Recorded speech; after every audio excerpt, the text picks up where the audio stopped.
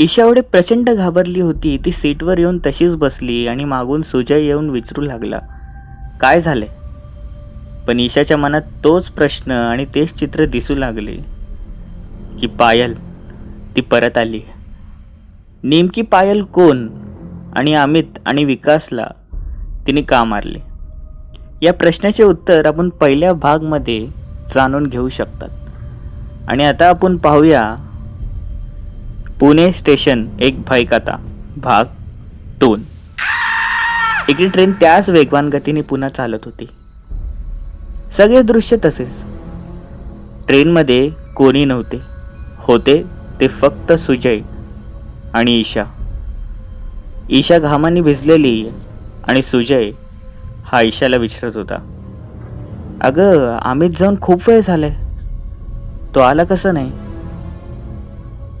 ईशाचे काही लक्ष नव्हते आणि शेवटी सुजय रागात बोलला, मी काय विचारतो ईशा, अमित कुठे आहे?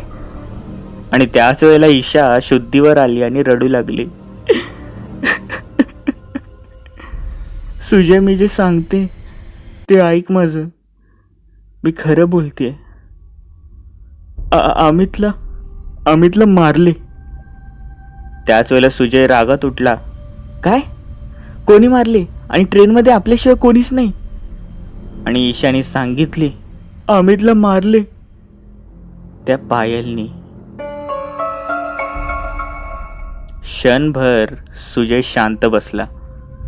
खाली बसला सीटवर आणि बोलू लागला, ईशा, हे बघ, तुला माहिती आहे पायलच्या विषयी मी किती निर्मळ आहे. प्लीज तिचं नाव काढू नको. आणि ईशा जोर जोरात रडू लागली आणि बोलू लागली, मी खोटे नाही बोलत आहे, अमित खरंच गेला.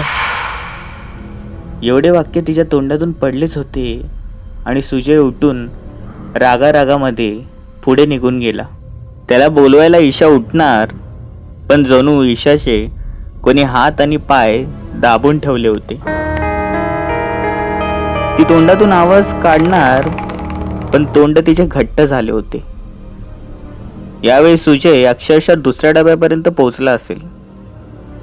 ईशाला समजून झाले की आता तिच्यावर काय होणार आहे.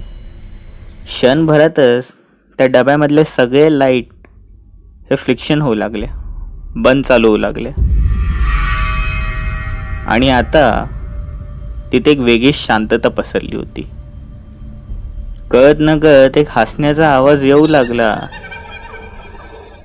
आणि ईशाच्या समोर ती येऊन बसली. पायल. पायलच्या अगदी ती समोर होती. ईशा हळू का होईना पण तिची माफी मागत होती, जाऊ दे, आम्हाला माफ कर. पण पायल ही वेगळ्याच रागात होती. पायलने आपला पदर वरती घेतला आणि ती भयभीत नजर ईशाकडे टाकली. ते सफेद डोळे, दात नसलेले ते तोंड, अर्धी जीभ ही गळत होती, त्यातून रक्त येत होते. हवेत केस हे तरंगत होते. आणि ती रागात बोलली, त्यावेळेला मी पण बोलले होते, मला सोडा, जाऊ द्या, पण तुम्ही माझं ऐकलं नाही. आता तू पण मरणार. आणि एक हास्य देऊ लागली. तिने तिचा हात अक्षरशः ईशाच्या गळ्यापर्यंत घेतला, तेही आपल्या सीटवरून न उठता. ईशाचा गळा एवढा जोरात दाबला आणि खिडकीवर आपटला. ईशा तिकडेच पडली गेली. क्षणभरातच ती पण हे जग सोडून गेली. सुजयचा राग शांत होताच तो पुन्हा त्या डब्यामध्ये आला आणि दृश्य पाहून बघतोय तर ईशाच्या तोंडामधनं रक्त गळत होते. तिने ईशाला बघितले, आवाज दिला, हलवले, पण कोणताच प्रतिसाद नव्हता. ईशा त्याच जागी पडली. सुजय एवढा घाबरला, आजूबाजूला शोधले की कोणी आहे का, ज्याने हिला मारलाय, पण कोणी नव्हते. इकडे स्टेशनही आलं आणि शेवटी आपले नाव आणि आपला जीव वाचवण्यासाठी त्या स्टेशनवर उतरून त्यांनी पळण्याचा निर्णय घेतला. स्टेशनवर तो उतरला आणि त्यांनी पाहिले की ते स्टेशन पूर्णपणे खाली होते. भले रात्रीचे 1:30 ते 2 वाजले असतील, पण एवढा अंधार त्याला अपेक्षित नव्हता. कुठेतरी त्याला आठवू लागले की त्याचे सगळे मित्र जे बोलत होते, म्हणजेच पायल बद्दल, ती गोष्ट खरी तर नाही ना. पण क्षणातच त्याने मनाची समजूत काढली आणि धावू लागला. गेट दिसले आणि गेटच्या बाहेर पळणार तेवढ्यातच तो पुन्हा स्टेशनच्या आणि त्या ट्रेनच्या आत आला. त्याला फार भीती वाटली आणि तो किंचाळला. पुन्हा उठला आणि पुन्हा बाहेर गेला आणि पुन्हा ट्रेनमध्ये येऊन बसला. आणि त्यांना समजून गेले की त्याचे मित्रमैत्रिणी जे बोलत होते ते खोटे नव्हते. यावेळेला मात्र तो ट्रेनच्या बाहेर पडला आणि पळता पळताच पडला आणि जोरात बोलू लागला, हे बघ, तुम्ही कोणी असाल, मला जाऊ द्या, मी काही नाही केलं. पण क्षणभरातच त्या पूर्ण स्टेशनवर हसण्याचा आवाज येऊ लागला. हा हसण्याचा आवाज पायलचा नव्हता, तर त्याच्याच मित्रमैत्रिणींचा होता. आणि शेवटी सुजय बोलला, अच्छा, तुम्ही माझी मस्करी करताय काय? तुम्हाला लाज नाही का वाटत? आणि एक एक करून सगळे तिथे येऊ लागले. सुजयच्या समोरूनच विकास येऊ लागला, मागूनच अमित येऊ लागला आणि त्या ट्रेनमधनं ईशा येऊ लागली. सुजय फार चिडला, पण एक व्यक्तीला तो पाहून अक्षरशः घाबरला. तो होता अनिरुद्ध. अनिरुद्ध म्हणजे सुजयचा मोठा भाऊ. तो साधारण महिन्याभराआधीच गेला होता हे जग सोडून. तेजस तर रस्ते आणायला हे सगळे त्याच्या गावी जात होते. दादा, तू जिवंत आहे? सुजय उठला आणि पळणारच त्याच क्षणी त्यांनी या चौघांचे ते भयंकर रूप पाहिले. चौघांच्याही तोंडातून रक्त गळत होते आणि क्षणभरातच कोणाचे डोके फुटलेले होते, तर कोणाच्या चेहऱ्यावरनं मांस हा गळत होता. सगळ्यांचे पाय हे मागच्या दिशेलाच होते. सुजयला समजले की हा काय प्रकार आहे. आणि कळतो ना कळतो त्याच्या डोळ्यासमोर ती येऊन आली, म्हणजेच पायल आली.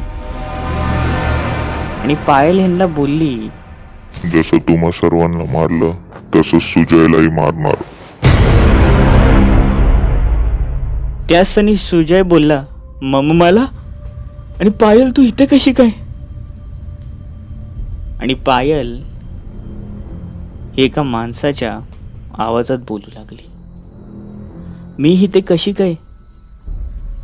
तुला आठवत नाही का? आजपासून 1 वर्ष आधीच मी त्या स्टेशनवर थांबले होते, तुझी वाट पाहत. तुने मला वचन दिले होते की तू लग्न करणार माझ्याशी. मी सगळं घर हे सोडून आले होते. पण काय झालं, तू त्या दिवशी आलाच नाही. आलो नाही? सुजय बोलला. आणि सुजय बोलला, मी आलो होतो, पण तू त्या स्टेशनवर नव्हती. एवढंच काय, तर नंतर मला विकास आणि अमित देखील बोलले की तू निघून गेलीस कायमची, तुलाच माझ्यावर लग्न करायचं नव्हतं. आणि नंतर पायलने सांगितले की त्या रात्री मी आली होती, तुझी खूप वाट बघितली. नंतर अनिरुद्ध म्हणजेच तुझा भाऊ आला, विकास, अमित आणि ईशा आले. त्यांनी मला सांगितले की तू पुढच्या स्टेशनला आहेस, तिकडे भेटशील आणि तुझं लग्न लावेल. ट्रेन चालू झाली आणि अगदी ट्रेननी वेग घेतला. आणि इकडे मला अनिरुद्ध बोलू लागला, हे बघ पायल, मी तुला स्पष्टच सांगतो, तुझ्या घरच्यांचं आणि माझं काही जमायचं नाही. आणि हो, तू माझ्या भावाचा नाद सोडून दे, सुजयचा. हे बघ, तुमच्यामध्ये लग्न होणं शक्य नाहीये. पुढचा स्टेशन होताच तू निघून जा.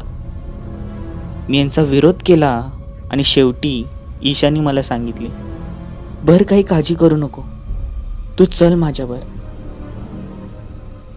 त्यांनी मला एका दरवाजाजवळ नेले आणि माझा गळा पकडून मला धमकवू लागले. हे बघ, तुला शेवटचं सांगतोय, हे ज्या आयुष्यातून निघून जा आणि परत आम्हाला दिसू नको. अनिरुद्ध बोलत होता आणि मागे सगळे मला बघून हसत होते.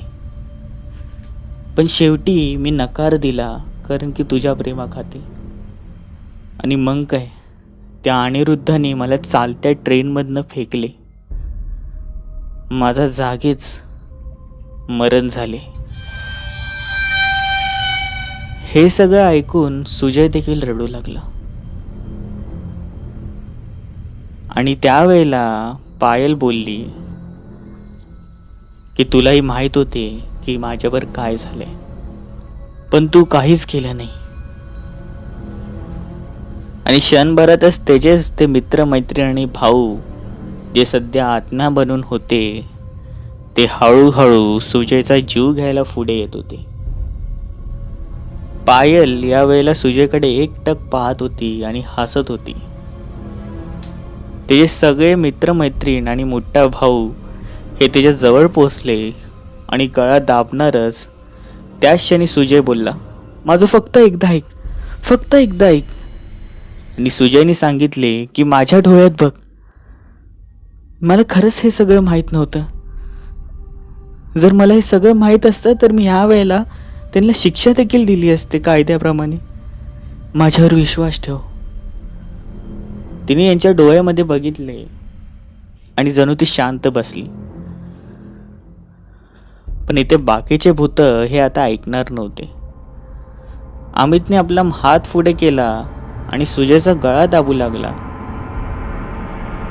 इकडे अनिरुद्धाने मोठे नख काढले आणि सुजयच्या पोटात घुसवणारच, पण त्याच क्षणी मागून पायल आली. पायलमध्ये एक वेगळी शक्ती आली होती. पायलने आपल्या दोन्ही हातांनी अमित आणि अनिरुद्धाला उचलले आणि त्यांचा गळा दाबला.